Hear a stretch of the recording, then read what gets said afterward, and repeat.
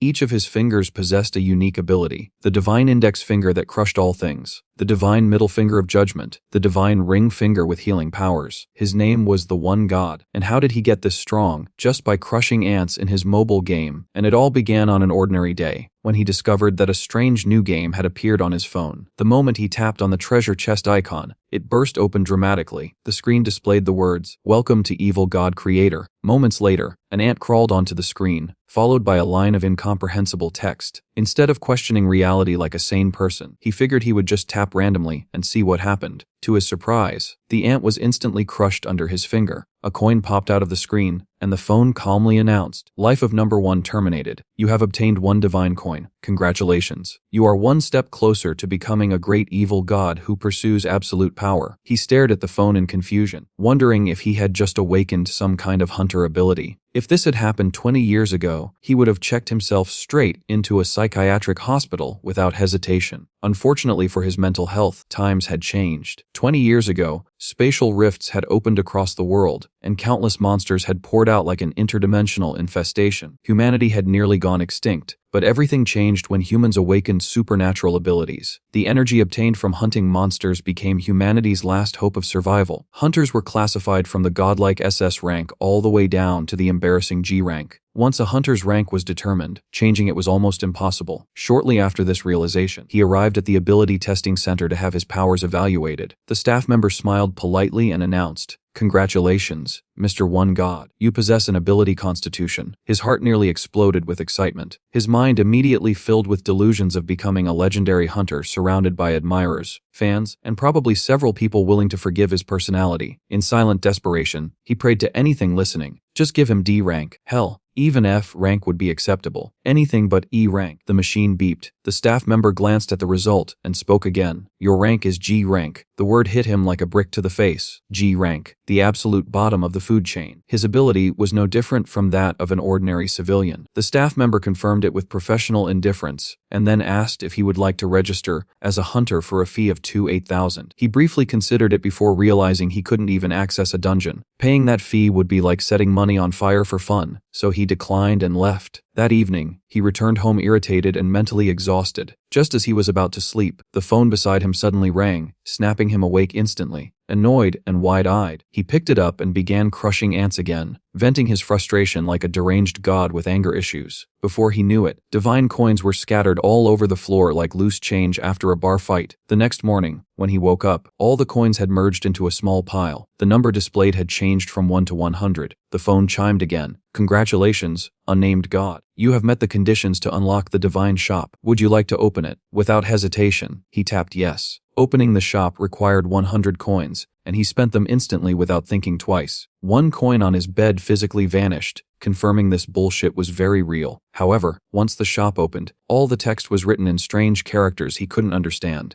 Even worse, every item inside cost 1 billion coins. He spent the entire night grinding ants like a lunatic and only managed to save up 300 coins. The prices were so absurd they felt personally insulting. Then the shop refreshed, and suddenly the top item only required 100 coins. Shrugging, he casually tapped it. A notification appeared. "You have obtained the exclusive skill, Blind God's Eye." He stared at the name in disbelief. Blind God? What kind of dumbass skill was that? Was it the eye of a blind person? What use could that possibly be? The answer came immediately. Everything went pitch black. He couldn't see a damn thing. Panic set in as he groped around for his phone, only to slam his toe into the corner of a table. The pain made him cry out like the universe had personally told him, "Fuck you." Then, just as suddenly, his vision returned. Terrified, he picked up his phone again, only to realize that he could now read the previously incomprehensible text in the shop. Inside were countless skills and items. After scrolling for a while, he found a universal ability, called Divine Index Finger, that crushes all things, classified as a growth-type skill. He tapped to acquire it. The phone confirmed the purchase. He stared at his finger skeptically, wondering what the hell this divine finger actually did. Almost immediately, the air conditioner behind him turned on by itself. He pointed at it and said, "Divine Index Finger." It turned off. He pointed at the computer, and it powered on. In the end, he realized the horrifying truth. His god-tier ability was essentially a glorified remote control. After discovering that his so-called divine power was basically a glorified remote control, he returned to the only thing that brought him peace: crushing ants. Black ants popped like bubble wrap under his finger, divine coins dropping out one after another. Then suddenly, a red ant appeared on the screen. This one was different. He tapped it once. Miss. He tapped again. Miss again. No matter how fast or how aggressively he tapped, the red ant dodged everything with infuriating precision. It moved like it had foresight, reflexes, and an ego problem. Realizing this had to be some kind of boss, he started tapping like a crackhead trying to win a claw machine. His finger cramped, his patience shattered. The red ant, the smug little bastard, escaped. Furious, he could only vent his rage by massacring more black ants. The phone coldly displayed a notification stating that his actions had exceeded 800, and that only 200 more actions remained before he obtained the evil god title. By this point, he was mentally and physically drained. He collapsed onto his bed and immediately passed out.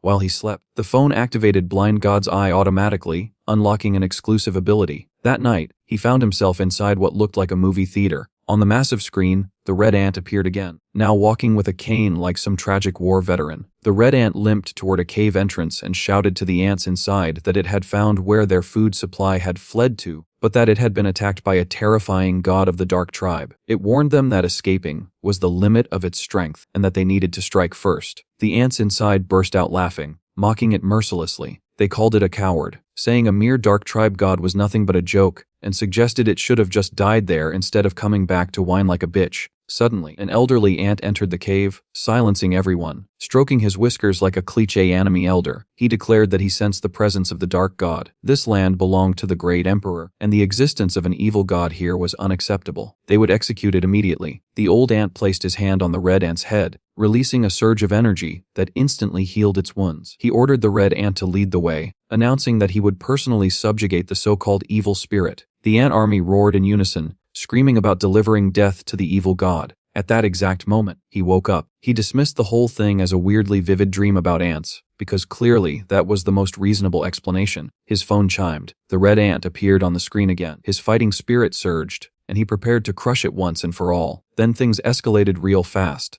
Multiple red ants appeared, surrounding the screen. The one in the center shouted, "Nature's judgment upon great evil." A blue light shot out from the phone and sliced open his forehead, drawing blood. On the other side of reality, the ant army charged their power, chanting about subjugating an evil god and praising their sage. Before he could fully process what the hell was happening, a red light crashed down in the ant world, wiping out countless ants in an instant. On his end, he completely lost his shit and started smashing his phone like it had personally ruined his life. He slammed it so hard that smoke started coming out of it. Only after nearly destroying his beloved phone did he regain his senses. The screen was shattered, the room was filled with divine coins, and the phone calmly displayed a message. "Your actions have reached 1,000. Congratulations. You have obtained the evil god title Cruel Slaughterer." He stared at the screen in disbelief. Cruel Slaughterer? This was bullshit. He was a law-abiding citizen who paid his taxes and minded his own damn business. That title didn't fit him at all. As the coins began merging together, a ring formed from them. He picked it up and examined it. The ring emitted a faint fragrance that instantly refreshed his mind and cleared his thoughts. Curious, he slipped it onto his pinky finger. The moment he did,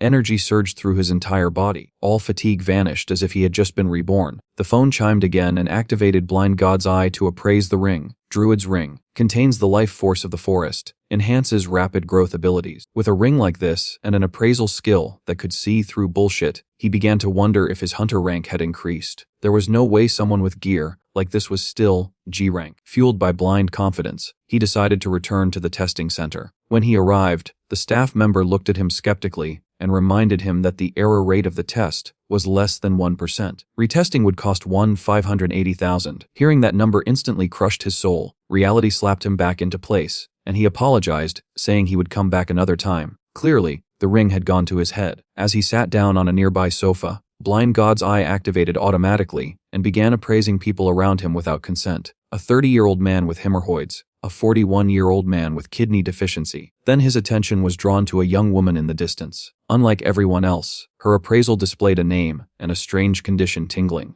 Confused and curious like an absolute dumbass, he walked toward her. Reaching out, he awkwardly asked if she was experiencing a tingling sensation. The woman stared at him like she was deciding whether to kill him on the spot. Lightning gathered in her hand. She was clearly seconds away from turning him into charcoal. Just as things were about to go catastrophically wrong, his phone rang. He grabbed it and bolted like a guilty man escaping the scene of a crime. After narrowly avoiding being electrocuted into a smoking corpse by the lightning girl, he escaped the testing center in record time. His phone rang again before his heart rate could return to normal. This time it was his sister, ordering him to pick up his niece from the park. He complied, because even newly minted evil gods understood the fear of older sisters. When he arrived, he found his niece waiting, small, adorable, and radiating pure chaos. Looking at her face, he couldn't help but think how someone so demonic as his sister could give birth to something this angelic. Naturally, his hand moved on its own and pinched her cheeks. She immediately exploded in rage, stomping her feet and yelling that she told him not to do that. He knew instantly that this tantrum was going to last at least an hour. At that exact moment, Blind God's eye activated again. The appraisal result appeared clearly. Kai Cheng Yen, current desire chocolate cone. Without wasting a single second, he suggested they go get ice cream. Her anger evaporated immediately. Her mouth watered. Crisis resolved. They headed straight to an ice cream shop. The clerk greeted them cheerfully as he pulled out a pile of coins to pay. The enthusiasm on the clerk's face vanished instantly. The clerk silently sorted the coins like someone regretting their life choices, then handed over a noticeably smaller than normal chocolate cone. He stared at it, deeply offended by this injustice. That was when his god complex kicked in. Activating the divine index finger, he pointed at the ice cream machine. The machine went absolutely fucking berserk, dispensing ice cream nonstop like it was possessed. His niece hugged the cone like a dragon guarding treasure, refusing to share even a bite. He sighed and accepted his fate. At that moment, the phone chimed ominously. Title activated, Cruel Slaughterer. Due to title effects, your combat fortune has greatly increased. The ground began to shake violently. Crimson eyes opened in the sky like reality itself had just woken up angry. A massive horned monster emerged from a spatial rift and immediately began destroying everything in sight. Cars flipped. Buildings cracked. Panic spread instantly. He grabbed his niece and ran like hell. Unfortunately, she tripped over a rock. As he helped her up, the monster loomed right behind him. The creature roared and lunged. With nowhere to escape, he closed his eyes and prepared to get absolutely obliterated. At that moment, lightning tore through the air. The lightning girl from earlier appeared out of nowhere and slammed the monster with a thunder attack. The monster tanked it without a scratch. She fired again. Still nothing. She cursed under her breath, realizing she was completely outmatched. A-rank monsters were on a different level, and even as a B-rank hunter, she couldn't win. She noticed him and his niece behind her and immediately shielded them, shouting for them to run while she held the monster back. Before she could finish speaking, the monster struck again. Her energy faltered. She couldn't activate her power in time. Death was seconds away. Inside her mind, emotions exploded. Rage, regret, and an overwhelming desire for revenge flooded her thoughts. At that exact moment, a voice echoed in her consciousness. Crush all things. Divine index finger. Power surged into her body like a lightning storm breaking loose. Strength beyond anything she had ever felt filled her veins. She unleashed a thunderstorm so violent it tore the battlefield apart. When the dust settled, the monster was subdued. The crowd erupted into cheers, calling her the Thunder Emperor. She stared at her hands in disbelief, unable to understand what had just happened. He approached her with his niece, thanking her sincerely for saving them. She waved it off, relieved they were safe. Later that evening, he stood alone on an overpass, replaying the incident in his mind. That monster hadn't appeared randomly. It came for him. It wanted his divinity. The phone confirmed his suspicion. Trial overcome. Cruel Slaughterer rank elevated by 1 stage. Reward evil god abilities may now be obtained without consuming coins. All of this chaos traced back to one thing: the phone. The thought made him want to throw it into the ocean. Before he could act on that impulse, the phone displayed a new message written in strange characters. In another world, the ant army was invading the Dark Tribe's stronghold. The Dark Tribe's saint was praying desperately for salvation. The phone asked him if he would save the trembling little creature begging for help. He hesitated for half a second, then tapped the screen. The red ant was crushed instantly. The phone asked for his name. He entered it. The one god. The saint pledged herself to him. Immediately, a new title appeared. Good God title obtained, Benevolent Savior. Now holding both good and evil god titles, his alignment shifted from evil to neutral. As a reward, he received 100,000 divine coins. Overjoyed, he rushed into the divine shop and purchased a bottle of Growth God's protection. After appraising it and discovering its extremely questionable origin, he shrugged and drank it anyway. Then he drank more. Nothing happened at first. Then everything went dark, and he collapsed. When he regained consciousness, he found himself lying at home, his body feeling strangely refreshed, despite having blacked out like a drunk god. His phone lit up immediately, informing him that due to the increased synchronization rate with Evil God Creator, several systems had been upgraded. Before he could even process what that meant, something brushed against his hand. He looked down and froze. His bed was crawling with ants. Not metaphorical ants. Not imaginary ants. Actual, physical ants, swarming over his sheets like he had personally offended the insect kingdom. He panicked and jumped off the bed, sprinting for the door. It wouldn't open. The ants opened their jaws and began biting him. Tiny stabs of pain stacking up until he was hopping around like an idiot performing some kind of cursed ritual. He rushed for the window, forgetting he lived on the 3rd floor. He tried smashing through the glass, only to rebound off it and slam onto the floor. As despair kicked in, rage surged. He activated the divine index finger and crushed dozens of ants instantly. That's when the remaining ants calmly picked up bows and arrows like this, a goddamn medieval siege. Arrows flew. His body was pierced over and over until breathing itself became difficult. Just as everything was fading, his eyes locked onto his lifeline, a can of insecticide sitting nearby. With the last of his strength, he grabbed a lighter and ignited the spray. Fire erupted, incinerating the ant army instantly. This, he realized, was the power of a god. Unfortunately, it was also the power of an idiot. His room caught fire immediately, and his body refused to move. As smoke filled the room, the phone displayed another cheerful notification. A high-ranking evil god offers you a gift. Accepting may lock your alignment to evil. He tapped accept without hesitation. Nothing happened at first. Then the phone informed him that fragments of the silently creeping nightmare's power were infiltrating his abilities. Panic set in. His divine index finger wouldn't activate. Just as he was about to die roasted like an idiot, the window shattered. Lightning crashed through the room. The lightning girl appeared again and dragged him out moments before the flames consumed everything. He woke up in the hospital. His niece immediately demanded proof that he was really her uncle and forced him to say an extremely humiliating password. Before he could recover from that emotional damage, his sister stormed in, screaming about being called a chubby auntie. Before he could even apologize properly, a flower basket mysteriously appeared at the hospital door. Somewhere nearby, the lightning girl stood on a rooftop, watching him thoughtfully like a stalker who hadn't accepted it yet. After recovering, he noticed that the ants were still harassing him in the most disrespectful way possible. The phone notified him that the ant saint and her followers were offering tribute. He accepted, and a glowing stone appeared. Fruit of the world tree. He ate it and immediately regretted it, because it tasted like something that had marinated in an outhouse for 80 years. Still, the warmth that followed healed him completely. As a reward, a new function unlocked a divine grace. He wondered what ants liked, glanced at a nearby bag of sugar, and dumped it as divine blessing. In the ant world, sugar rained from the sky. The ants healed instantly, limbs regenerating, morale skyrocketing. The phone informed him he had gained 101 true believers. Faith generation unlocked. He found this ridiculous but also weirdly satisfying. Shortly after, he visited a second-hand item market to sell something for house repairs. While there, Blind God's eye continued appraising people without consent, exposing frauds and scammers left and right. When 3 shady men attempted to sell fake armor for hundreds of millions, he interfered like an idiot with a justice complex. One of them grabbed him aggressively, demanding accountability. He activated divine index finger. The armor crumbled instantly. The scammers immediately bowed and fled, realizing they had fucked with the wrong person. The shop staff stared at him with awe, assuming he was some reclusive high-ranking hunter. The staff examined it. Magic power value 2. At most a D-rank item. He snatched it back. Blind God's eye whispered. Best given to Sparky nearby. No, not the Sparky from Clash Royale. Sparky was indeed lurking, watching him recover from near death like it was nothing. She thought, could it be a supreme potion? He is just G-rank. How the fuck did he get that? Maybe he is truly high-ranking. Then she scolded herself. Wait, I am acting like a stalker again. He approached her, blushing like a dumbass, shoved the ring into her hand, and said, please accept this. It will help you. Then he bolted. Sparky stood there, bewildered. Later at the testing center, researchers freaked out. Your energy reaches 7,000. Exceptional even among A-rank hunters. Sparky stared at her hands. That ring had casually elevated her to A rank. Nearby, S-rank hunters applauded. Sparky's sister, Shang Wei, sneered. Do not get carried away, Shan Li. You are merely A rank. If you act on revenge, I will not forgive you. Sparky thought, sorry sis, I cannot obey. As long as that man helps me exceed my limits, revenge will be mine. Meanwhile, he was asleep, dreaming of the Ant Emperor. The Emperor ordered General Kamakuri to lead 5 million troops to subjugate him. Kamakuri bowed. I obey. He jolted awake, panicked. Shit, this is not just a dream. Last time it was 100,000 ants. Now it is 50 times that. The phone confirmed it. 3 days until invasion. As if that wasn't enough, the silently creeping nightmare contacted him again, asking for human sacrifices. He blocked it instantly. Blind God's eye then projected the image of an ant general, Kamakuri,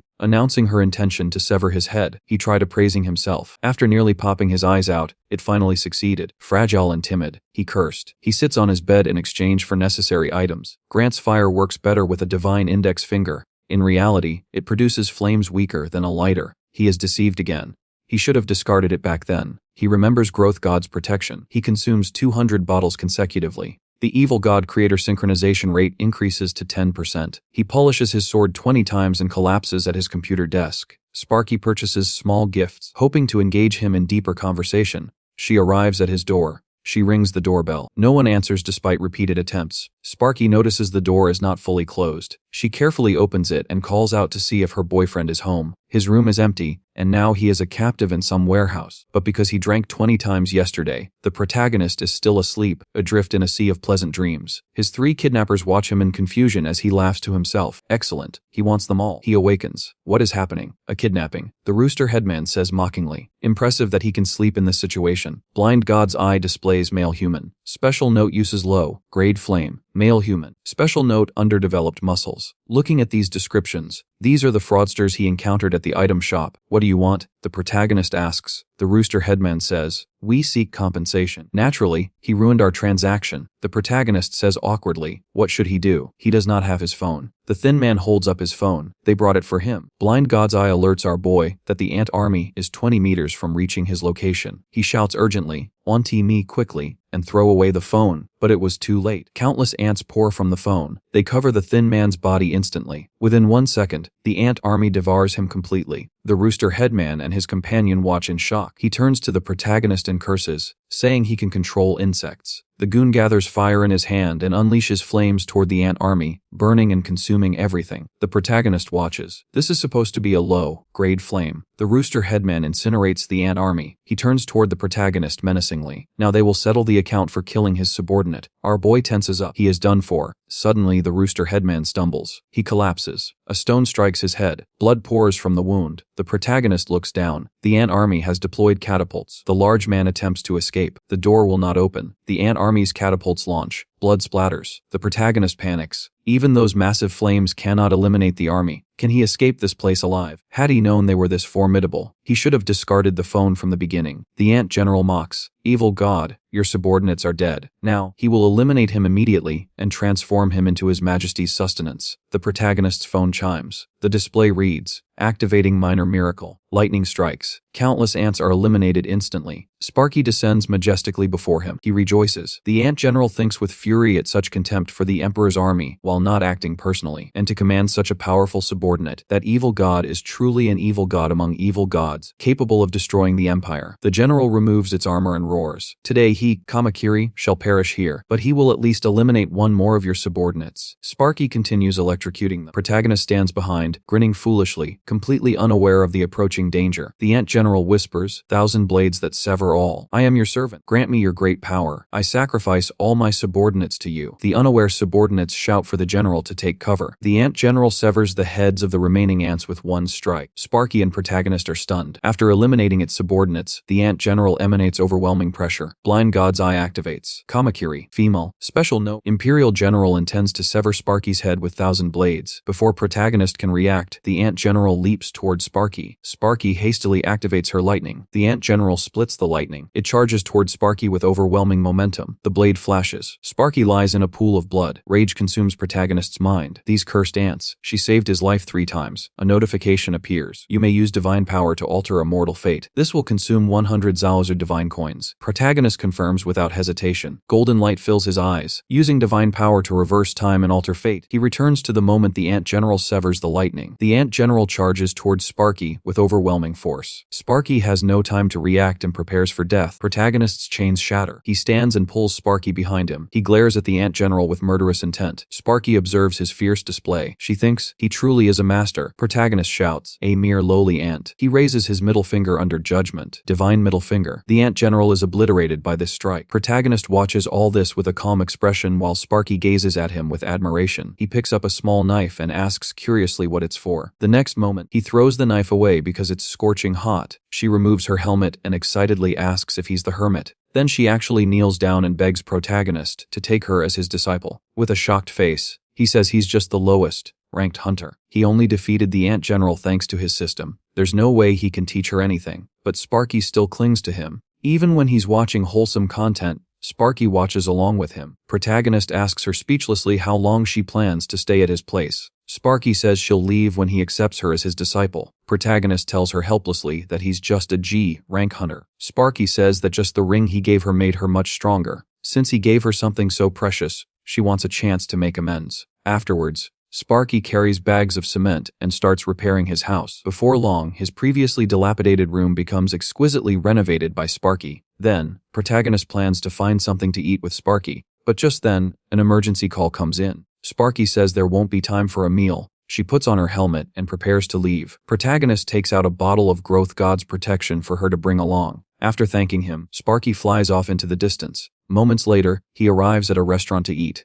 The restaurant is playing news. The host announces that the S-rank monster Tra has appeared. Fortunately, a hunter arrived at the scene in time, but buying the citizens time to escape is already her limit. The hunter currently facing Drake alone is B-rank hunter Thunder Empress. Meanwhile, after rescuing a citizen, Sparky stays behind to cover the retreat, facing an S-rank monster. Even Sparky feels uncertain, but there's no time to think. The monster's attack is already upon her. Sparky jumps and unleashes her lightning power. After being struck by this attack, Tri falls silent. The on-site host commentates that Hunter Thunder Empress has defeated Trey. The crowd erupts in cheers. Sparky also happily thinks she's defeated the S-rank monster. But the next moment, a tentacle strikes. With one blow, it sends Sparky flying. This strike directly causes Sparky to lose her combat ability. At this moment, Sparky sees the Growth God's protection beside her. Meanwhile, Tra is charging straight toward the crowd. The next moment, after drinking the potion, Sparky is back at full health. Her entire body surges with lightning power that can tear through anything. Then, she unleashes 1 billion volts. This strike directly tears the S-rank monster apart. Afterward, a reporter interviews Sparky. Sparky excitedly says to the camera that she did it, and that it is all thanks to the potion her teacher gave her. This video already has 2 million views. A celebrity like this is actually eating noodles at his place. The protagonist tells her that she should probably go home, or her family will worry. Sparky says bitterly that no one will worry about her. The protagonist comforts her, saying that what parents would not worry about such a beautiful daughter. Sparky says dejectedly that her parents both died in the Abyss Falling Dragon incident. The Abyss Falling Dragon was incredibly powerful. Humanity suffered millions of casualties to kill it. The protagonist immediately covers his mouth in shame. Then, he tells her to eat his portion of noodles with black bean sauce as well. Sparky immediately beams with joy. At this moment, his phone displays a notification. You have fulfilled the other party's affection and trust values. If the other party says the next key word, you can activate faith. Keyword to activate faith: believe in the one God. The protagonist thinks dismissively that this is not some girl-raising game, but then he thinks again, will activating faith give him lots of divine coins like it did with the saint? Who knows when the ant army will attack again? Either way, the more divine coins, the better. Then, he asks his future wife if she can repeat a phrase after him. It is believe in the one God. After saying this, he kneels on the ground and says shamefully that it is too forced after all. The protagonist apologizes for saying such strange things. With no hesitation, the beauty says she believes in the one God like a cute puppy. The next moment, the protagonist's phone notifies him that faith has been successfully generated. Congratulations. Song Miri is your first follower on Earth. The skill sharing option has been generated. You can borrow your believer's power. He immediately says furiously that this damn game is not giving him any coins, and that he will uninstall it right now. Sparky looks at him with confusion. At this moment, a portal appears behind Sparky. Many ants emerge from it. They are carrying treasure chests, wanting to make peace with the protagonist. Unaware of this, the protagonist wants to test whether he can use Lightning Storm. Then, he raises his hand and activates skill sharing. The next moment, he actually unleashes Lightning Storm. Instantly, the massive energy directly rips off his roof. This strike also electrocutes the ant delegation into ashes. Sparky looks at him with an excited expression. Teacher, so you can use lightning too. You are really amazing. Meanwhile, he wants to cry, but he has no tears. His house was just repaired, and his neighbors scouted that the protagonist should let them live peacefully. On the other side, in the ant world, after the ant emperor learns that his delegation was annihilated by the protagonist, he immediately sends out all his elite forces in fury, vowing to eliminate the protagonist. Meanwhile, he is currently watching Sparky run. Before long, Sparky completes 100 laps. The protagonist hands her a bottle of Growth God's protection. To him, it is just a drink, but it is effective for Sparky. Since he has decided to take her as his disciple, he must do something for her, but he can only give her these potions. At this point, Sparky asks what to do next. He tells her to do squats first. Then, he thinks of of using the blind god's eye to appraise her. Maybe it can tell him how to conduct training. So, he begins appraising Sparky. But the next moment, the system notifies him that he has reached the inner mind of the target. The protagonist arrives at an extremely empty place. Then, a blinding light appears before his eyes. A massive lightning tiger, bound tightly by iron chains, appears before him. Sparky's true nature is S-rank, sealed for 10 years. So, Sparky is an S-rank hunter. Back then, the divine index finger that crushes all things briefly unsealed her. In other words, breaking those chains will release all her power. Then, he attacks the chains with the divine index finger, but he can only break a small portion at a time, so he has to give up for now. Moments later, he bids farewell to Sparky. Then, the protagonist returns home, looking at the messy house. He is quite troubled. At this moment, his phone rings. Silently creeping nightmare is looking at him mournfully. All-slaying heavenly blade is looking at him resentfully. He thinks to himself, is this guy the owner of that fruit knife? But all-slaying heavenly blade says his sword is not some mere fruit knife, but a divine blade capable of slaying gods. The protagonist expresses disbelief at this. Wait, can these guys actually read his thoughts? These damn stalkers have now become two. Silently creeping nightmare requests to be unblocked. All-slaying heavenly blade requests the return of his divine sword. Watching this scene, the protagonist becomes furious. He nearly lost his life to obtain the divine sword. All-slaying heavenly blade proposes that if he returns the divine sword, he will give him back the offering from the ant delegation, 2 million divine coins. The protagonist curses angrily that he is truly despicable, flaunting stolen money. Silently creeping nightmare scoffs at this, stating that if he hands over the divine sword to it, it will pay 10 million divine coins. The protagonist is immediately tempted. With 10 million, he can purchase suitable lower-tier omnipotence or items, and buy many potions for Sparky. All-slaying heavenly blade feels very uneasy about this proposal. Seeing his appearance, silently creeping nightmare mocks him as a beggar. All-slaying heavenly blade is angered by this and proposes to grant him his authority. Then, all-slaying heavenly blade demonstrates his authority zenith of the sword. He says that using his authority, no master will be his match. He agrees with this. Throughout history, the sword has been every man's aspiration. Silently creeping nightmare laughs mockingly, while demanding that he should accept its authority rose that blooms at night. It says that using its authority, he can subdue enemies effortlessly. The protagonist immediately devises a plan. Do either of you want to add anything more to your bids? Moments later, the protagonist obtains zenith of the sword, 2 million divine coins, and 3 uses of the all-slaying heavenly blade treasury, plus rose that blooms at night. He thinks to himself that the all-slaying heavenly blade treasury can only be used 3 times, so he needs to use it sparingly. Then, the protagonist wants to try the other 2 abilities. He sits on the ground and shouts, "Rose that blooms at night," but nothing happens. His phone notifies him that Rose that blooms at night can only be activated when the owner is asleep. He shouts speechlessly that it activates after he falls asleep. So how is he supposed to know what ability this is? He is a fool for believing the stalker's words. Then, the protagonist uses zenith of the sword, but still nothing happens. This scene angers him enough to cause constipation for 3 years. The next moment, his phone notifies him that zenith of the sword is activated. Then, the protagonist uncontrollably mutters that he is going to cut everything down. The small knife in his hand radiates evil power. Then, the protagonist uncontrollably licks the small knife and runs toward the restaurant next door. After arriving, he frantically helps the restaurant chop 100,000 green onions. By evening, he returns home exhausted. The protagonist mutters, "What kind of terrible zenith of the sword randomly controls people?" Fortunately, nothing major happens. Before long, he falls into a deep sleep. Moments later, the ant army appears on his rooftop. Seeing him asleep, they charge toward him. At this moment, a rose actually grows from his chest. The rose opens its enormous mouth and devours all the ant forces. Then, it closes its mouth. The mother mosquito exclaims in shock that it is the nightmare flower. 3,000 years ago, it devoured 90% of the continent's population and was called the sinful calamity god. The apostle of the silently creeping nightmare, the nightmare flower. The mother mosquito says calmly not to fear. Today will surely go down in the Blood Clan's history. Then she charges toward him. Seeing this, the other ants also begin their assault, but their attacks have no effect on the rose. In the blink of an eye, the rose devours all the ants. Seeing this, the mother mosquito roars that although she cannot kill the evil god, she will at least make the calamity god's apostle, the monster flower, accompany her in death. Then she unleashes her strongest strike, but the rose devours her ultimate move in a single bite. The mother mosquito watches the scene in disbelief. Then the rose devours her in one bite. When the protagonist wakes up the next day, he only feels extremely bloated. He groggily picks up his phone. It displays that the saint and her followers are desperately requesting aid. He quickly activates the blind god's eye to see what is happening. The saint and her followers have been poisoned by the bee clan. He thinks to himself, did you poke a beehive trying to get honey? He opens his computer, wanting to search how to treat ant poisoning. His phone notifies him that due to the one god's concern for the believer's earnest plea, the miracle option has been activated. For believers, miracles are one of the meanings of a god's existence. According to his miracle orientation, believers will either reveal revere him more or fear him more. Activating a healing miracle requires 100,000 divine coins. He clicks confirm without hesitation. Part of the fruit of the world tree that the one god absorbed will be used as material for the miracle. They should be fine now. After doing this, he suddenly feels very sleepy. In the blink of an eye, he falls back asleep. His phone notifies him that the benevolent god title, Benevolent Savior, has risen from E rank to D rank. The one god's alignment has changed from evil to neutral. Several benevolent gods, especially Endless Abundance, are beginning to notice him. On the other side, in the ant world, the saint and her people all have ashen faces. They are all praying for a miracle. The next moment, a raindrop falls. Immediately, countless raindrops follow, and the deadly poison on the ants is washed away by the rain. The saint rises and shouts that the one god has saved them once again. Now, they must repay the god with the tribe's most sincere trust. They will create offerings to sacrifice to the god. After an unknown amount of time, he wakes up groggy. Sparky is actually at his place. She says the training time passed and he did not show up, so she came to check. Then she asks what the statue on the table is. The protagonist looks up. The statue of the one god was made by the dark tribe with a grateful heart, imitating the one god. Its feature is that it is extremely ugly. The protagonist says speechlessly that he does not know what that hideous thing is, but Sparky says the statue is just like him, looking more handsome the more you look at it. Then she asks if she can take the statue. The protagonist tells her to do as she pleases. After sending Sparky away, he prepares to watch some wholesome content, but his phone notifies him that the world tree sapling is sick and will wither in 24 hours. He hastily takes out Growth God's protection, but it does not work. The world tree is the fruit that healed him when he was injured. In other words, if he cures it, he can sell its fruit. He searches through the divine shop for quite a while and finally finds an item, Tears of Endless Abundance. Only those certified as good people by the goddess can use it. Purchasing it will generate a quest. Moments later, he arrives on the street picking up cigarette butts. To save the world tree, he actually has to do this kind of thing. After picking for a long time, his goodwill only increases by 10%. He still needs 90% more to complete the quest. Suddenly, a voice calls out, asking what he is doing on his turf. The protagonist turns around to see a very muscular homeless man. He thinks to himself that he has heard homeless people are very sensitive about their territory. He quickly pulls out a $1 bill and hands it to him. But seeing this, the homeless man actually shouts angrily that he dares to give charity to Choi Gang-san. Choi Gang-san. The protagonist remembers that he is an S-rank hunter who started as a sanitation worker. Choi Gang-san snatches the dollar bill and says that since it is his sincerity, he will accept it. He looks at his phone puzzled, thinking that he clearly gave charity to someone, so why has his goodwill not increased? He looks at Choi Gang-san drinking alcohol. He actually gave charity to that kind of drunkard. No wonder his goodwill did not increase. The protagonist calls out, dissatisfied, Grandpa, and Choi Gang-san immediately shouts angrily, asking why he called him Grandpa. He quickly takes out a plastic bag and says quietly, asking him to please put the bottle here and that he will take care of it, calling him Big Brother. Hearing him call him Big Brother, Choi Gang-san immediately beams with joy. Just then, an alarm sounds in the distance. A monster has appeared. Protagonist immediately decides to make a run for it, but Choi Gang-san swiftly grabs him. Then, with one leap, he takes flight. After coming to his senses, he looks down. He nearly dies of fright on the spot. Before long, they fly to a factory building. Meanwhile, protagonist has already lost consciousness. When Choi Gang-san releases his grip, he collapses to the ground. Before them stands a massive toad monster. Choi Gang-san mutters that tonight's drinking snack will be toad legs. After saying this, he charges toward the toad. At this moment, protagonist's system notifies him that it has detected killing intent threatening the authority owner. Then, the nightmare flower emerges from his body. The nightmare flower opens its enormous mouth and bites toward both the toad monster and Choi Gang-san. In the blink of an eye, the nightmare flower swallows them both in a single bite. Meanwhile, in his daze, protagonist arrives at a forest. He stands up, only to discover a person wearing white clothes standing before him. He steps forward and asks, stuttering, where this is. That person removes their hat and says that he has returned, his great and merciful God. As he stands stunned, cracks suddenly appear before his eyes. Then he returns to reality. He immediately sees Choi Gang-sen lying on the ground, covered in filth. Choi Gang-sen cries out for his mother, saying he's scared because a huge flower ate him. Good grief, why does it smell so bad? Did he fall into an outhouse? Protagonist mutters. Then protagonist's phone notifies him that he has defeated the evil god's subordinate, contributed to world peace, and exceeded the goodwill quest. As a reward, he is given the miraculous item, Tears of Endless Abundance. The tears effect activates to heal the sick world tree sapling. He immediately beams with joy. He can sell the world tree fruit and become wealthy. Congratulations on successfully reviving the world tree. He has laid the foundation for the Dark Tribe's revival. To thank him, the members of the Dark Tribe have additionally offered a statue of the one god. After sending Choi Gang-san to the hospital, he returns home. Looking at the statue on the table, he is speechless. Where does this thing even resemble him? His phone notifies him that because the statue resembles him, the empathy rate between him and the ants in the evil god creator's world has risen to 10%. At this moment, a message pops up on his phone. Our great and merciful one God. He looks at his phone, never imagining he would one day be messaging with ants. Then another message appears, begging him to save their poor tribe members, dying dark tribe members in a special situation after being attacked by magical beasts. Protagonist looks at the ants lying on the ground. He immediately shouts angrily, asking who did this. He tells them to take him to find those magical beasts. He will crush them with his own hands. After hearing his words, the ants immediately cry tears of emotion. Then he tells them to lead the way. Perhaps because they are ants, they move very slowly. Finally, the ants stop and gaze ahead in terror. He immediately zooms in on his phone to see what is happening. When he sees clearly, he tenses up. It is actually a dense swarm of cockroaches. Immediately, protagonist turns around and flees at full speed. The ants leading the way also panic at the sight of the cockroaches, desperate to escape. However, the saintess tells them not to panic. She points behind them and shouts that the one God who protects the tribe has always been with them. But when she turns around, she sees him running away.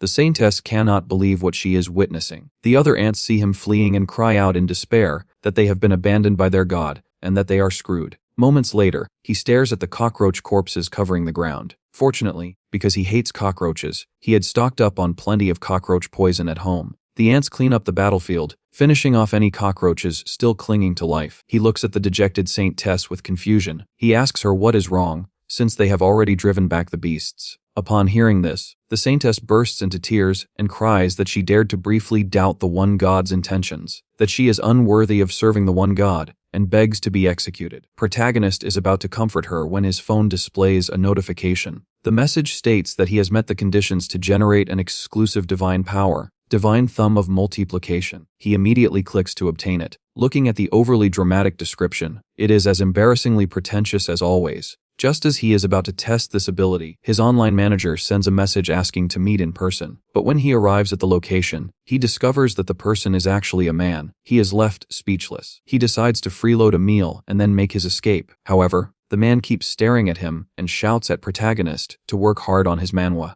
saying that as a manager, protagonist has full potential but is wasting it. Protagonist stammers, trying to figure out how to deceive him. Suddenly, his phone rings. The screen shows that another group of beasts is attacking the Dark Tribe, asking if he wants to multiply the Dark Tribe ants to drive them away. He immediately selects multiply. The man notices that he is playing a game, stands up, and slaps him hard across the face. Meanwhile, in the ant world, the ants stand ready in formation below. The saintess stands on a high platform with both hands raised, shouting that the Great One God will soon eliminate all the beasts. Shortly after, his phone displays that he has successfully defeated the Destruction God's beast and earned 300 million divine coins. At this moment, he walks alone on the street. After a struggle, he has successfully protected his dignity. His phone notifies him that Endless Abundance has offered to sponsor him as a special reward for his ranking as a benevolent savior. The one God can freely choose any ability, with all costs covered by Endless Abundance. In that case, he naturally chooses the most expensive option. He selects Heaven and Earth Creation, an exclusive divine power of the Supermoon God, with a price tag of 1 followed by 100,000 zeros. However, the phone notifies him that the one God is far from meeting the requirements to use Heaven and Earth Creation to adapt to the one God's level. Heaven and Earth Creation has been partially adjusted and is now changed to a one-time use of false Heaven and Earth Creation. The world undergoes certain changes. That night, everyone stares at the sky in shock. A second moon has appeared beside the original moon. In a different place, a man was trembling with fear. In front of him, a naked man was standing amid piles of bloody corpses. The Tarzan look-alike guy asks if the Lightning Emperor was the one causing trouble for the guild master. The man confirms it with a twisted look. The perverted Tarzan declares that he will toy with her under the beautiful yellow moon. The following day, suffering from a throbbing headache, the protagonist sits on the steps while training Sparky. Sparky manages to finish 500 laps in only 5 minutes. After that, he asks her to hold a plank so he can once again enter her mindscape. He strictly tells Sparky not to move, then activates Blind God's Eye on her. Soon after, he steps into Sparky's inner world again. By now, the Lightning Tiger no longer shows hostility toward him. Using the Divine Index Finger, the protagonist begins breaking the chains. While many chains are still intact, a significant number have already been shattered. The Lightning Tiger then affectionately licks his face. Once he exits the mindscape, the protagonist asks Sparky to test her strength to see if there is any progress. The outcome exceeds expectations. Sparky excitedly declares that the training is truly effective. She then heads off to complete another 200 laps, while our boy's phone suddenly receives a notification. Saint Tess asks him to give her a proper name. After some thought, he realizes that calling her Saint Tess forever is not ideal. From that moment on, she is named Little White. Upon hearing the name, Saint Tess is overwhelmed with joy and bursts into tears. The other ants immediately ask for names as well, but naming hundreds of ants individually would be far too time-consuming. As a result, the protagonist assigns them simple numbers such as number 1, number 2, number 3, and so forth. Not long after, our boy returns home. His phone informs him that the ant tribe has evolved into the Formica tribe, thanks to the names granted by the one god and the experience gained through hunting beasts. He finds them incredibly adorable. With the evolution of the Formica tribe, the one god's level increases to 2. This advancement unlocks civilization renaissance. Through his guidance, the protagonist helps the ants build walls, establish training grounds, and develop farmland. Saintess Little White proudly announces the miracle performed by the one god, urging everyone to witness it and worship the great one god together. The protagonist finds himself growing more and more fond of these tiny ants. Next, the protagonist selects the third question mark option. Without warning, a tower radiating sinister energy materializes. The Tower of Warriors appears.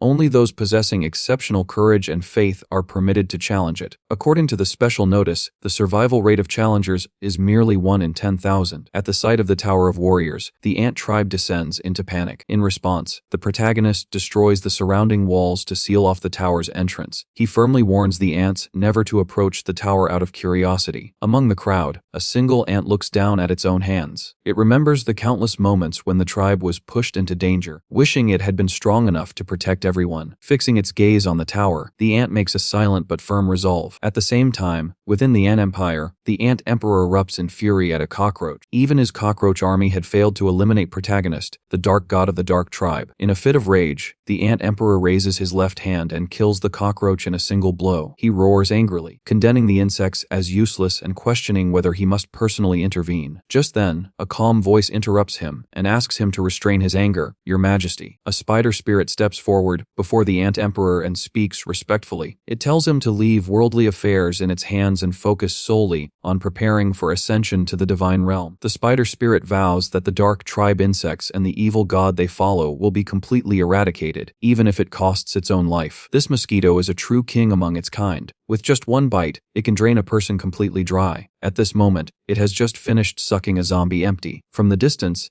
a figure slowly approaches. It is the spider spirit. In her hand is an item known as the cursed needle. She hands it to the mosquito and orders it to kill protagonist, the dark god of the dark tribe. The mosquito laughs sinisterly, saying it wants to taste the blood of the evil god. The spider spirit replies coldly that it may do whatever it wants. Attaching the cursed needle to its body, the mosquito schemes silently. Once it absorbs the evil god's blood and gains immense power, it will overthrow the ant emperor and proclaim itself the new ruler. At the same time, the protagonist is busy trash-talking his teammates. Our boy unleashes the full power of his 20 years of solo hand speed, typing furiously to defend his family's honor. He does not stop until the keyboard is practically smoking. When he finally finishes his rant, he picks up his phone to check on the ants. For now, they are all fast asleep. Suddenly, he notices a stone shaking slightly. In the next instant, an ant lifts it up. The stone is several times larger than the ant itself. This ant is number 1, a warrior of the Gayami tribe, training relentlessly to protect its people. The protagonist scratches his head, wondering if he should lend a hand. In the end, he hands over a bottle of the growth god's protection. Upon receiving it, number 1 is so overwhelmed with emotion that it can barely express its gratitude. Our boy then returns to his computer and resumes trash-talking his teammates, completely unaware that a mosquito is observing him through the window. After watching for some time, the mosquito finally makes its move. It flies over and bites him squarely on the forehead. Instinctively, he slaps the shit out of mosquito. Seriously, why are there still mosquitoes when winter is almost here? In the very next second, an icy chill spreads through his body, as if he has fallen into a frozen abyss. He sneezes, and to his shock, a stream of mucus shoots out 8 meters long. The protagonist decides to head to the bathroom to wash his face. When he looks into the mirror, he sees a demonic mark etched onto his forehead. His blind god's eye immediately recognizes it as the mark of the ugly plague rider, activating the chilling curse. What is this thing? He still has to defend his parents' honor in the game. There is no time to dwell on it. Soon after, the fever curse activates, followed by the muscle pain curse, and then the anemia curse. Panicking, he searches through the divine shop and finds Huada's pill. Just as he clicks to buy it, a mission notification suddenly appears. Filled with despair, he decides to go to the hospital on his own. Meanwhile, inside the hospital, a man cautiously scans his surroundings. He is a devoted follower of an evil god, completely brainwashed into believing only in that deity. His goal is to carry out a suicide attack and offer human sacrifices to the evil god. Back on the protagonist's side, he finally reaches the hospital. By now, he can only crawl along the ground,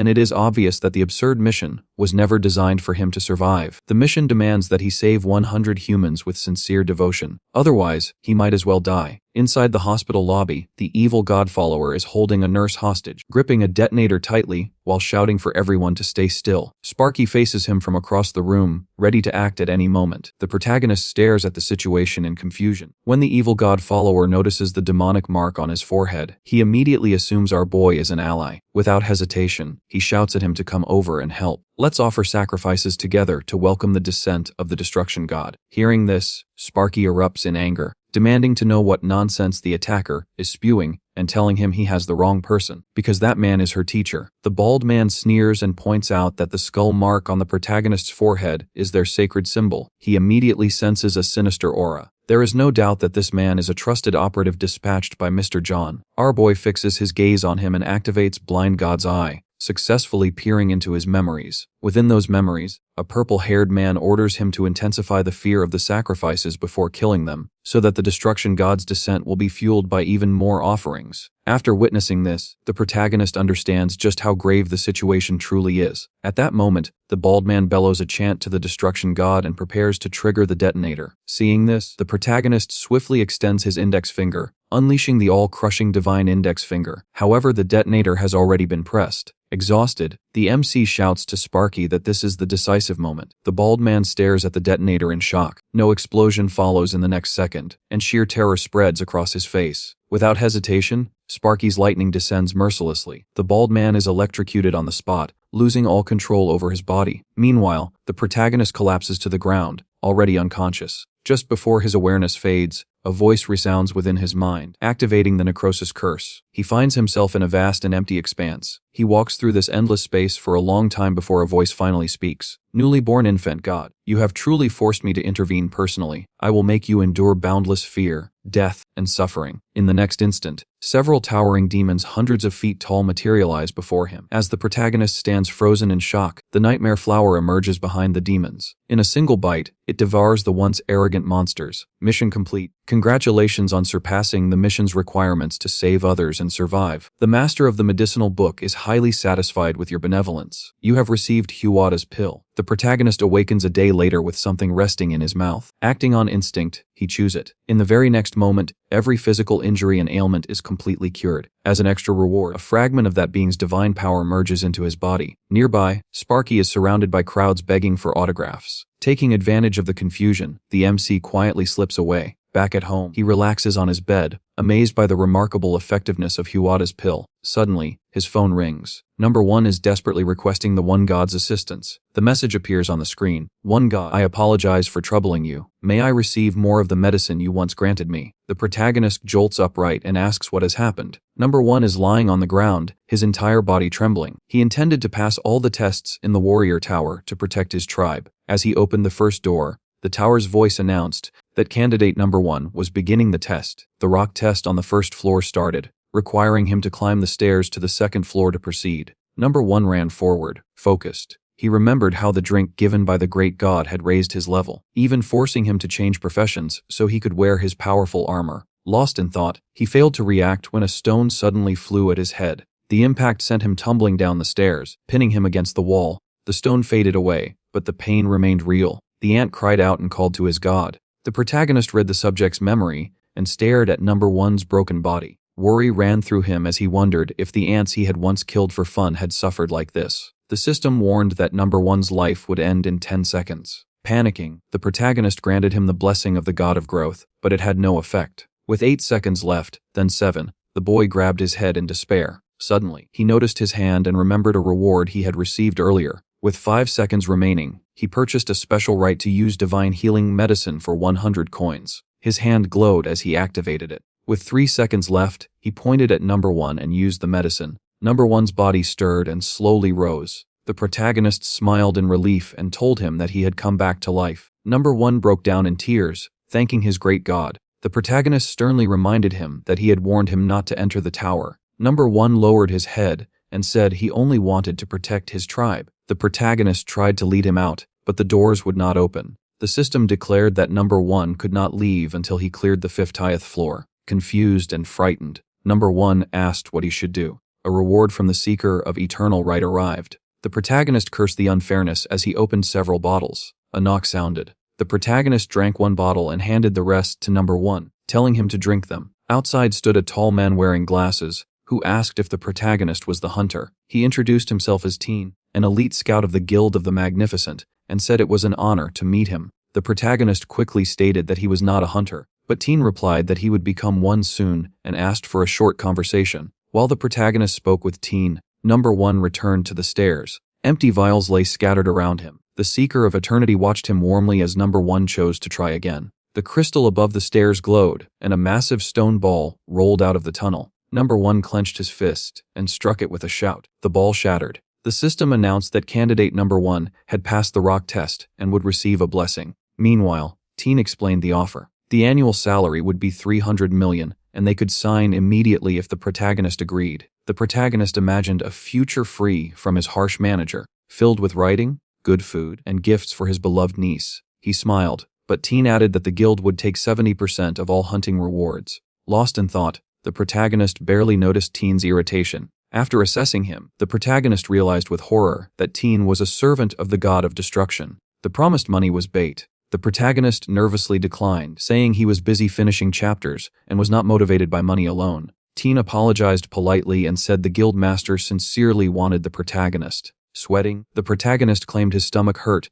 and asked to use the toilet. Teen coldly replied that he would wait. Inside, the protagonist stared at his reflection, convinced Teen was like the terrorist from the hospital. He opened his phone, wondering who he could call. Suddenly, the bathtub wall collapsed. Teen appeared through the opening and demanded to know who the protagonist was calling. The protagonist froze in terror, certain that he was finished. Teen frowned at the hero and reminded him that he had asked a question. Who was he supposed to call? The protagonist quickly realized and said that he was contacting the publishing house regarding an important matter. Inside, he trembled like a leaf. Suddenly, a powerful strike hit him, sending his body crashing through another wall as he groaned in pain. Teen adjusted his tie, clearly annoyed. He questioned why they had summoned him when anyone else could have handled it. Grabbing the hero by the throat, he said he would drag him away by force. With ease, the brute lifted him off the ground and shook him mockingly from side to side. The protagonist's vision blurred, and his eyes slowly closed. Teen warned him not to struggle so he could knock him out without much effort. His pupils rolled back, his eyelids slammed shut, and darkness swallowed him. A system notification popped up. An urgent mission had been issued. A mission to save a believer. The protagonist jolted awake. He had to save his only believer on Earth from death. Teen whistled in surprise, noting that the hero was enduring far better than an ordinary person who would have already passed out. The protagonist grabbed the strongman's hand, but the difference in strength was overwhelming. He knew he would be killed at this rate. Suddenly, his eyes snapped open, glowing blue. Before him appeared a ladder, with an unknown figure at the top offering him power. Looking closer, he recognized number 1, shouting for the great god to keep him fighting. The transfer skill activated. Lightning surged from the protagonist's eyes, and the transfer of Steve's body was successfully completed. He looked down and activated the number 1 skill. Teen chuckled, but his expression shifted as the boy's body swelled, becoming incredibly muscular. He stepped back into a defensive stance. He assumed the hero was a hunter specializing in matter creation. The now powerful protagonist stood confidently, and Teen finally understood why the guild master had been so interested in him. The big man removed his jacket, admitting he had feared the mission would be too easy. It seemed he had been premature in envying the one entrusted with lightning. Unsure if the empress had already been dealt with, he decided to stop holding back and finish the task swiftly. Teen ordered the hero to attack. The protagonist charged forward. Teen dodged and acknowledged the strength behind the strike. As the hero continued to attack recklessly, Teen noticed numerous openings in his defense. Red electricity crackled around Teen's body. He was certain the hero was still inexperienced and swung his fist with a hint of pity. Suddenly, the protagonist seized his head with both hands and drove a knee into his face. Teeth flew, blood sprayed from his nose, and Teen screamed as he bent forward. The protagonist then raised both hands and slammed them like hammers onto Teen's back, smashing his face into the floor. The protagonist quickly pulled out his phone and tried to call Sparky, but it was turned off. Panicked, he asked the system to locate her. The database of followers of the nameless god initialized, projecting a map of the Earth. Sparky's location confrontation appeared as the protagonist's eyes glowed blue, locking onto her signal. An unknown figure was approaching Sparky's body, tossing a blade over his shoulder while reassuring her that it would not harm her. He was the sword demon. Bloodied, Sparky called for her master. The demon raised his sword, and blood splashed. A gust of wind carried a flyer announcing the search for the Empress of Lightning into the air. The master sighed heavily. A chilling thought crossed his mind. Could some fool have really finished off Sparky? A terrible premonition gripped him. These events had not yet occurred, but they were quickly becoming reality, reminiscent of the case with the demon of death. Overjoyed, the protagonist decided to change the fate of his follower using the right of God. He noticed a note indicating the sword demon's obsession with swords. Turning to his laptop, he realized he needed a sword. All he had was a small knife, but he took it along with his phone. The cost of altering fate was deducted. A blinding light enveloped him. At his current level, he could perform a miraculous feat. A glowing sphere formed in the apartment as a violent whirlwind spun around him. At the same time, the sword demon looked at the injured girl as she struggled to sit up and asked what he wanted. He replied that it was nothing personal, that he was simply doing his job. Suddenly, he sensed something amiss, turned sharply, and leaped back. A glowing figure materialized before him. The man demanded to know who he was. The protagonist glared and said he intended to cut him down for daring to touch his student. The demon scowled at the hero, remembering how, after walking the path of the sword, he had slaughtered countless geniuses to reach his current realm. He lifted his blood-stained blade and questioned whether the hero was truly allied with the Lightning Empress. Using his skill, he had defeated enemies far stronger than himself. The protagonist moved forward, laughing hysterically, madness clearly written across his face. Never before had the sword demon encountered an opponent who wielded nothing more than a fruit knife. He slid his katana back into its sheath and assumed a battle stance, finally acknowledging the hero's seriousness. A purple aura slowly began to leak from his body. He suddenly lunged, delivering a sweeping horizontal strike aimed at the protagonist's throat. With cold confidence, the demon believed that even S-class fighters would be unable to endure his blade. However, the protagonist remained completely unharmed, still giggling as he held up his knife. There was not even a scratch on his body. The demon's eyes twitched when his attack was stopped by a simple fruit knife. He retreated a step in disbelief, swung again, and unleashed a wave of dark energy. The protagonist casually deflected it. An explosion echoed behind him. Startled, the swordsman released a rapid barrage of slashes, unable to track the hero's position. Calmly, the protagonist blocked every attack. The demon then noticed the Lightning Empress addressing the hero as master, and instantly understood that the hero was a hermit hunter outside the association. Cold sweat dripped down his face as realization struck. He produced an ampoule, fully aware that it would consume his life force in exchange for a single decisive blow. After swallowing it, his eyes shone purple and dense aura wrapped around his body. Lightning crackled as a symbol formed on his face. Showing respect to his opponent, he spoke the protagonist's name and ordered him to prepare for death. The protagonist simply grinned wildly, with veins turning black. The demon charged forward. The moment he entered the kill zone, the protagonist swung. The knife passed cleanly through the demon's neck, activating Shadow Step. The swordsman reappeared behind the protagonist and struck. Dust burst into the air as his sword stabbed into the asphalt. Certain of his victory, he lifted his gaze only to see his sword shatter apart. He dropped to his knees, staring blankly at the broken weapon. Maniacal laughter rang out from within the dust. The protagonist smiled and softly whispered, "Cut." Terror flooded the demon's eyes. Although the protagonist's back was turned toward him, his head twisted unnaturally to stare straight at him. Blue light pierced the demon as countless slashes struck. Moments later, he realized he had not been injured at all. The true battlefield had been behind him. The demon demanded to know why his life had been spared. The protagonist replied that killing him had always been possible, but he chose otherwise. Steam poured off the protagonist's body as he laughed, proclaiming himself the god of the sword. The swordsman felt dread as he understood the truth. Only someone standing at the very peak could carry such a title. Suddenly, the protagonist's strength faded. The system announced that Body of Steel had expired, temporarily sealing his enhancements. Witnessing this, the swordsman collapsed, acknowledging his defeat before the great god of the sword. Surrounded by destruction, he begged to follow the protagonist, swearing to devote his life to reaching the same heights. Feeling awkward, the protagonist thought the man was clearly unstable. The system then confirmed that the swordsman had become his second fanatically loyal follower. Nearby, Sparky lay injured and bleeding. The swordsman rushed over and fed her a healing potion. Golden light wrapped around Sparky as her wounds healed. Trembling, the demon apologized for his disgraceful performance. The system announced that the mission to save Sparky had been completed. Overcome with guilt, the swordsman blamed himself and begged for punishment, even offering to rip open his own stomach. Once again, the protagonist concluded that the man was mentally unwell. When asked whether he would obey any command, the swordsman agreed without hesitation, boasting that very few in the country could rival him. The protagonist ordered him to destroy the Guild of Magnificence in his name. The demon hesitated, fear flickering across his face, before kneeling down and accepting the sword god's decree. A cruel smile spread across the protagonist's face. The system informed the protagonist that he had obtained extraordinary loyalty. The requirements to activate a special privilege had been fulfilled. A notification popped up, stating that the god's multiplying thumb required 100 coins to activate. He imagined himself diving into piles of gold coins and bars, a grin forming on his face as he wondered whether the skill could multiply money. Deciding to experiment, he did not hesitate. Beneath the dark night sky, light spilled from his window as the young man desperately searched for his hidden savings. He shook a piggy bank, and a single coin dropped out. He stared at it blankly, double-checking and confirming that he possessed only 1,001 coins. With an uneasy smile, he raised his thumb and pointed it at the coin. A sharp sound echoed, causing the hero to stiffen. The system announced that the god's multiplying thumb could not be applied to physical objects. The protagonist's face crumpled instantly. Enraged, he tossed the coin away, furious that his life was still plagued by useless abilities. A message arrived from the user's silent nightmare, telling him to stop complaining and start acting like a god. Paired with a terrifying smiley avatar, the user suggested killing someone to release his frustration. The protagonist agreed without hesitation. He was sick of being the one attacked. It was time to make the first move. He asked the system how he could grow stronger. Other users replied. Generous abundance suggested gathering good karma. Silent Nightmare sneered at the idea, calling it inefficient, and proposing a massacre instead. 1,000 Blades cutting through space itself supported the violent approach and mentioned upgrading the Ultra Blade. After some thought, the protagonist decided to pursue both paths. The system unlocked the God Creator interface, explaining that his choices would shape whether he became a benevolent god or a malevolent one. Sitting on his bed, the protagonist chose to activate the god's multiplying thumb to expand his ant army. He used the skill and commanded his followers to advance. The system announced that vast numbers of Ant Clan warriors were marching toward the Empire's forces and would arrive in 24 hours. Energy poured out from the phone screen as the protagonist laughed, declaring that the enemy would be annihilated. Within the game world, the Holy Maiden healed an injured ant using the god's healing ring finger. She stood tall, urging the others to place their faith in their god and promising them a better future through his blessings. The ant people grew fanatical, and the system reported an increase in good karma as believers multiplied. The protagonist realized that, thanks to the Holy Maiden's efforts, he no longer needed to personally focus on earning good karma. At that moment, his manager called. The protagonist asked about chapter deadlines before casually mentioning that he needed a short break for personal reasons. The manager exploded in anger, shouting and accusing him of slacking off after having already taken a vacation. Irritated, the protagonist wondered what might happen if he turned the god's multiplying thumb on himself. He pressed his thumb against his forehead. A burst of red energy erupted, and a dark-haired clone materialized in front of him. The system confirmed successful activation of the skill, displaying a remaining duration of 6666 seconds. The protagonist ordered the clone to assist with combat while he focused on writing new content. Instead, the clone punched him square in the face, scolding him for his stupidity and beating him repeatedly before finally walking away, looking refreshed. Bruised and sprawled on the floor, the protagonist could still hear his manager screaming through the phone. The clone picked it up and ended the call without hesitation. The clone then activated Cruel Massacre. Its body transformed into that of a horned demon, a grin spreading across its face. A surge of energy flooded into the game as gigantic monsters appeared, smashing through the battlefield and charging toward the ant army. The ants panicked, convinced the enemy was overwhelming. The monsters laughed until streams of red energy descended from the heavens, destroying the enemy monster. The system announced that Cruel Massacre had advanced to C rank due to large-scale slaughter. Elsewhere, enemy forces finally understood they were facing an evil god. Survivors warned the Lord Lady that this being was closer to a demon, explaining that corpses disintegrated into dust after death. Lady Spider immediately ordered the 10 Swords and the Great General to be summoned. Despite the danger of leaving neighboring borders vulnerable, the Black Flame had to be eliminated before the Emperor returned. Hidden in the shadows, an unknown individual listened quietly, swearing to personally claim the evil god's head. Back in the real world, the protagonist sat on the floor, battered and drained. He cursed his isolation, feeling betrayed even by his own clone. Generous Abundance jokingly asked to meet the handsome clone. The protagonist then noticed 21 missed calls and multiple messages from his manager, all confirming the termination of his contract. The system reported total success. The Holy Maiden had retrained as a missionary, prisoners were secured, attributes had increased, both light and dark coins were obtained, and levels had risen. The protagonist shouted that none of it mattered anymore. The system announced that after the successful expansion of the nomads of the Ant Kingdom, the territory of the believers had grown. A total of 131,502 captives from the Grass Kingdom were taken. Number 1 advanced to Novice Muscle Warrior,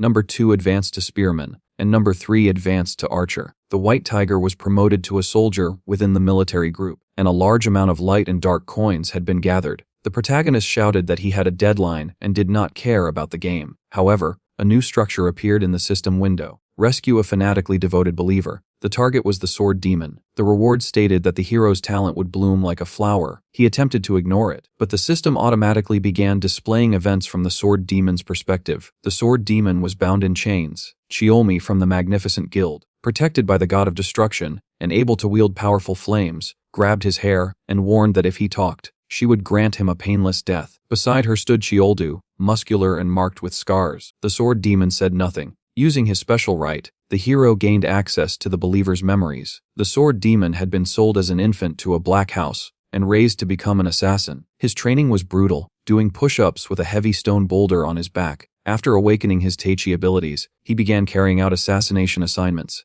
Later, he encountered Chiolmi and Chioldu, who shared a similar past. They became rivals. As he pursued the way of the sword to grow stronger, his swordsmanship eventually brought him to true enlightenment. Now imprisoned, he was accused of attacking the Magnificent Guild. Chioldu insisted on killing him immediately, but Chiolmi argued that Apostle John would pay millions to receive him alive for sacrifice. Chioldu even threatened her in frustration. He seized the sword demon by the hair and lifted his fist to strike. At that moment, the system activated the transfer to the believer in danger. The protagonist borrowed number 1's steel body, and just in case it was forgotten, number 1 was the ant who climbed the tower in the previous chapter. Strength surged through his body. As Chioldu attacked, a surge of energy tore the sword demon free from his chains. Lightning crackled around the hero. He tried to merge Sparky's lightning storm with number 1's steel body, but a system restriction triggered a reboot. With his current divine power, he could not use more than one powerful believer skill at the same time. Chioldu's kick struck his neck. Lightning burst outward and instead hit Chioldu, knocking him down. The system confirmed that the hero endured the reset thanks to steel body. Chiolmi then unleashed flames. The system reported that he resisted them due to steel body. Although the fire burned intensely, it felt oddly comforting, like relaxing in a hot spring. Chiolmi was certain she had reduced him to ashes, yet he remained standing, faint glowing shields shimmering before him. When she attacked once more, he countered by striking her neck with his palm.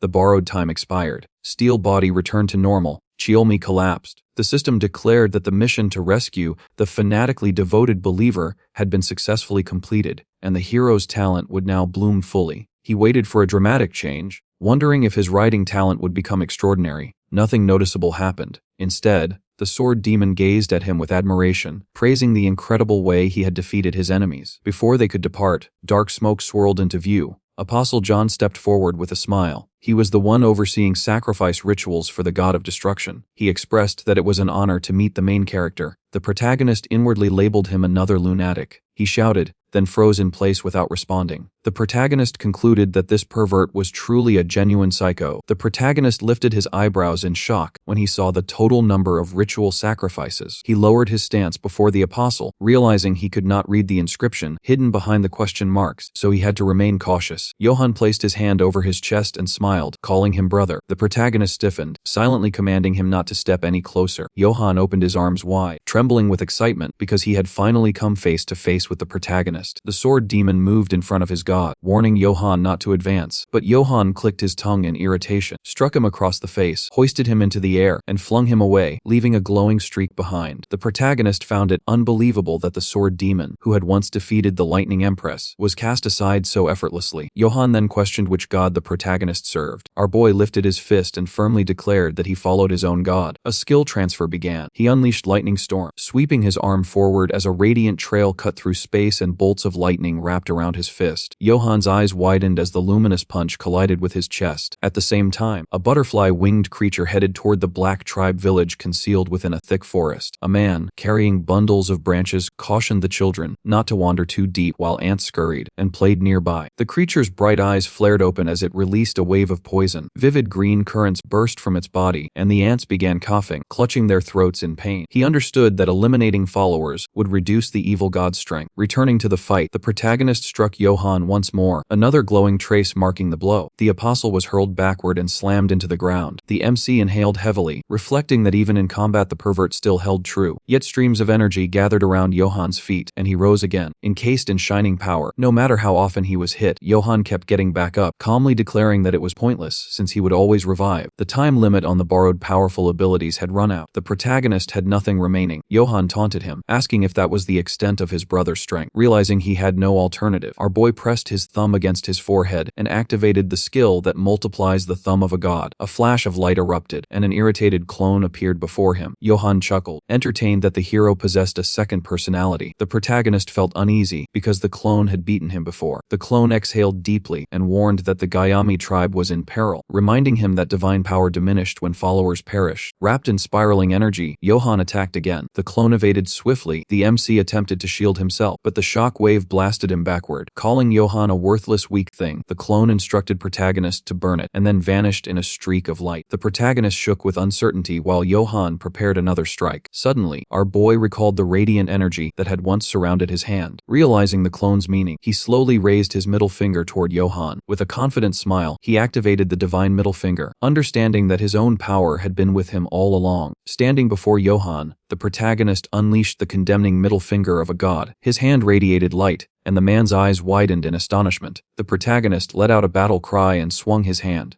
A wave of fire surged toward the apostle. In reality, only a faint flame flickered above the guy's middle finger. Frowning, he realized he had forgotten it was just an ordinary lighter. The villain frowned miserably and asked if his opponent was finished playing games. Waves of dark energy swirled around him. The young man extended his burning finger, trying to think of a move. The hero closed his hand and activated the multiplying thumb of a god, snapping his fingers. Several small fireballs shot into the air. Johann raised his eyebrows in surprise as the flames stopped before him without causing harm. Turning aside, the man declared the game's over, noting he was running out of time. The apostle summoned clusters of purple energy. Closing his eyes, the hero resigned himself to the possibility of dying here, abandoned by everyone, even his second personality. Frowning in fear, he begged for help, wondering why he hadn't been finished off yet. A loud sigh echoed in the air. The villain clutched his side, noticing the deep wound. Johann asked why his regeneration wasn't working. The system reported that the merciless hellfire was absorbing the enemy's strength. Flinching, the protagonist realized he should have been warned that his skill could act this way. The man raised his hand, and the guy's eyes widened tensely. The apostle couldn't believe such a bizarre ability had nullified his regeneration. A wave of dark energy knocked the young man to his knees. He gritted his teeth against the sharp pain. Inside the game, the villain narrowed his eyes, disdain written across his face. Flapping his wings, the moth resolved to annihilate the black tribe to weaken the evil god. Suddenly, a strange premonition made the monster look upward. A man was flying toward him, the evil god of the black tribe. Taking a fighting stance, the insect promised that soon nothing of his power would remain. The protagonist's clone thrust his fist forward. The monster's eyes widened in shock. The doppelganger struck him hard, leaving only a cloud of smoke in the monster's place. Seeing the ants lying on the ground, the young man asked if they were truly dead. Lying on the floor, the protagonist felt excruciating pain, as if all his bones had been crushed to mincemeat. The system reported that the number of believers was dropping, potentially weakening divine powers. Gritting his teeth, the player pleaded with the game to stop sending so many notifications. The system asked if he wanted to spend 5 million coins to save the believers. Raising his eyebrows, he wondered if he could use the healing ring finger of a god on himself. Grinning, the protagonist decided it would make him invincible. Placing his hand to his forehead, he activated the healing skill. Johann shuddered as waves of green energy radiated out. The notification indicated that healing himself would cost 10 coins. Throwing up his hands in frustration, the guy was indignant that each follower cost 1 coin. Sitting in the lotus position, the young man confirmed the action. The system reported he received 5 million coins for saving lives. Joyfully clasping his hands, the hero mused that karma truly exists. The apostle asked how his opponent was still standing. Dark energy surged toward the player. Frowning, he activated the steel body skill, forming a protective force barrier. Extending his middle finger, he declared it was his turn. Using the god's divine middle finger, the protagonist unleashed a wave of fire. Johann leapt to the side to avoid it. Landing, the man closed his eyes and laughed, deciding his opponent would not become a meaningless sacrifice. Holding the fire, the boy called for silence. The apostle announced that 9,099 sacrifices were ready. The youth raised an eyebrow in confusion, pointing at him. The villain declared his enemy would be the cherry on top of the sacrificial offering in the name of his god's indulgence. Johann laughed, thanking him for choosing the final victim. The ceiling opened. A red glow spread through the space. A massive yellow eye appeared, observing the heroes. Trembling, the hero asked what it was. Pointing his index finger forward, the protagonist attempted to stop it. The notification stated that this right could not be used on the god of destruction. The protagonist opened his mouth in shock. The man bent over, coughing blood. The apostle shouted, insisting they hadn't agreed on this. The villain fell. Waves of dark energy filled the area and moved toward him. Closing his eyes, he thought this was the end. His silhouette appeared in the sky. He had hoped for a bright future. The mountain valley was shrouded in clouds. Holding a knife, the young man leaped forward, aspiring to become a powerful and merciful god. But all hope lost meaning. The great god who devoured mountains was the god of destruction. The monster rose, opening its fanged mouth. Blood covered the surroundings. The inscription Abyss flashed on the ground. A bloody girl lay there, losing his beloved. The god of destruction's world shattered, as did his mind. He screamed, scarlet blood flowing from his eyes. A flash appeared above the protagonist's head. His eyes were closed. Suddenly, they opened. The god of destruction had once sought peace, but had now become the embodiment of vengeance. A colossal sword etched with ancient hieroglyphs stood embedded in the earth. Frowning, the protagonist decided to aid the god in taking revenge on the villains. The blade suddenly ignited, glowing crimson. When the protagonist lifted his gaze, a vast yellow eye appeared in the sky, while purple tentacles twisted around him. Paralyzed by terror, the sword demon longed to assist the sword god, but could not move a single finger under the crushing horror. The protagonist called out while cracking his knuckles, ready to demonstrate how to fight enemies, especially those serving depraved masters. Hearing a voice, the young man turned. Johann, wrapped in snakes, insisted everything was a lie and not what they had agreed upon. He pleaded for mercy, shouting that God could not take the life of his humble servant. The apostle's body shriveled as his life force drained away. The god he worshipped was nothing more than a bloodthirsty demon. The enormous eye glared downward. The protagonist frowned and told it to stop staring. The sword demon believed the burning gaze alone had nearly withered Johann. When he saw his comrade raise his hand, the man decided he would not be afraid. A radiant sword materialized in the player's grasp. The brunette's eyes gleamed while the apostle looked around in shock as the demonic pupil tightened. The hero slashed forward and activated Ultra Blade, a power bestowed by 1,000 blades capable of tearing space itself apart. The weapon expanded tenfold, becoming an incarnation of carnage that greatly strengthened close combat. The gigantic eye appeared fearful, and the face of its owner manifested before the blade. Seeking vengeance, the eye unleashed its tentacles and roared. Leaping into the air, the muscular youth swung furiously and ordered the enemy to be silent. Tentacles lunged toward him. His eyes widened with fury as he wished the creature back to hell. The giant eye faltered, its pupil flashing with sudden vulnerability. Meanwhile, the 12th district lay in devastation. Soldiers spread through the area searching for survivors. One man speculated that the rift was SSS rank, meaning a monster capable of destroying an entire nation awaited them. With his hands in his pockets, a hunter asked what had happened. A soldier reported that someone had survived. The association had arrived, stunned that anyone had lived. When questioned, the survivor only laughed. The hunter concluded he had lost his sanity. Before them sat a withered Johann, and the commander ordered that he be taken for medical treatment. The apostle recalled the giant eye releasing its tentacles while snakes coiled around him. A violent explosion shook the room. The protagonist rested the sword across his shoulder as the villain laughed. The protagonist's eyes shone brightly, and he could be regarded as a god among gods. Later, the corpse of a dragon lay before a gathered crowd. Mena frowned as people praised her. Yuen asked whether she truly possessed S-rank power, since dragons resist mental attacks. She demanded the stone be returned. The young man reluctantly tossed the artifact back, lamenting its value of 100 million. She warned him to obey if he wished to live, dismissed the dragon as a sluggish lizard, and vanished. The swordsman called her eternally dissatisfied and suggested celebrating their S-rank dungeon victory without casualties. 2 days later, blue clouds drifted above the buildings. The protagonist's niece placed a damp towel on her uncle's back and teased him for being old. He shivered at the pleasant sensation and protested that he was not old, pointing out that he did not even have a wife. His muscles still ached from the recoil of the giant sword. Suddenly, the child pointed ahead. A sword demon cloaked in dark energy knelt with his head to the floor, asking for his master's command. The boy asked whether he had repaired the bathroom door. The follower confirmed he had. Embarrassed, he declared he would never forgive himself for inconveniencing the sword god. The young man realized he was dealing with a religious fanatic and would have to tolerate such odd behavior. The protagonist asked whether all tasks had been completed. The sword demon saw no reason to clean up the remains of the splendid guild. He explained that an S-rank huntress and the Hunter Association's special team had begun a large operation to dismantle underground organizations across Korea. The player asked if they meant Mina, whom he often saw on television. The follower confirmed this and described her as a recognized beauty. ability. The protagonist noticed she and Sparky shared the same surname and assumed they were related despite being completely different. Rising from bed, the young man told his niece to return to her mother. He intended to visit the healing center to test his new healing ability. The system announced that he had prevented the descent of a fragment of the god of destruction and awarded him 1 million coins. Smiling, he realized his rise had been extraordinary. Then he read that the eye he fought was only 1/100th of the true monster. Imagining its real size, he wondered how it compared to the dragon of the abyss. A notification asked whether he wished to accept a promotion mission. The system explained that he must gather 1 billion believers and eliminate 1 billion intelligent beings. The poor boy frowned, realizing he had to accomplish both. From the top floor of the apartment building came a disgruntled voice, as he wondered how he could possibly complete both tasks at once. The protagonist's eyes widened in disbelief as he wondered if he truly had to recruit 1 billion believers or slaughter them.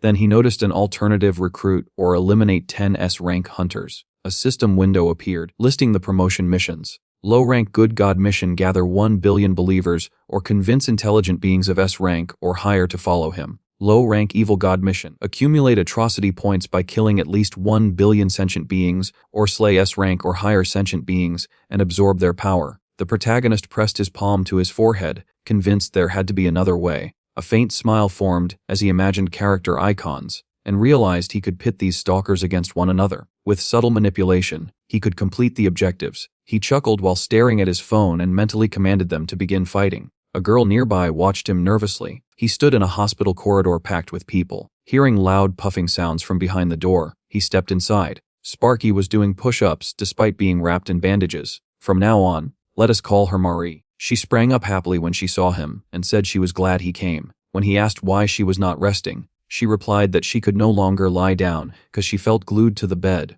Turning around, she showed him her back and said she was already healed and even the scars had vanished. Embarrassed, he turned away as she began removing the bandages. Suddenly, a girl appeared behind him, ripped off her mask, and smacked Sparky across the back in anger, causing Mari to scream. Mena crossed her arms and scolded Mari for undressing in front of a man. She seized the protagonist by the collar and demanded to know his relationship with her sister. Realizing this intimidating woman was Mari's relative, he awkwardly introduced himself as a physical education teacher from the academy, while Mari secretly gestured for him not to reveal the truth. Mina questioned his rank, dismissing him as weak. Mari defended him, insisting her master was impressive and possibly stronger than her sister. Mina removed her cap and glasses. The protagonist recognized her as a famous S-rank hunter known for her beauty and likely Sparky's older sister. Mina challenged Mari, asking whether reaching A rank had made her fearless. Her eyes gleamed as she activated mind control. Mari froze and was ordered to kneel. She struggled but ultimately obeyed. The protagonist stepped forward and asked Mina to calm down. She shouted at him to leave and used mind control on him as well, but it failed. Mina's eyes widened in shock. Mari stood up and proudly declared that her master had resisted her sister's primary ability. Mina demanded his rank. Sweat trickled down his face. Admitting he was G rank felt humiliating. To his surprise, Mina suddenly bowed, apologizing and saying it was difficult to recognize a mountain standing too directly before one's eyes. She asked him to look after Mari and left porridge for her, acting indifferent yet revealing her concern. Mina, age 24, is the messiah of the god of destruction and carries the curse of the abyss. Before she left, the protagonist asked about her recent hunts and whether she had been cursed. When he mentioned sensing the curse of the abyss, her expression turned frightening as she demanded how he knew. He explained that he sensed it through a detection skill. She brushed it aside, though her mood shifted abruptly. Inwardly, he compared her to the two-faced Janus. After she departed, he reflected on her overwhelming presence as an S-rank hunter with telepathy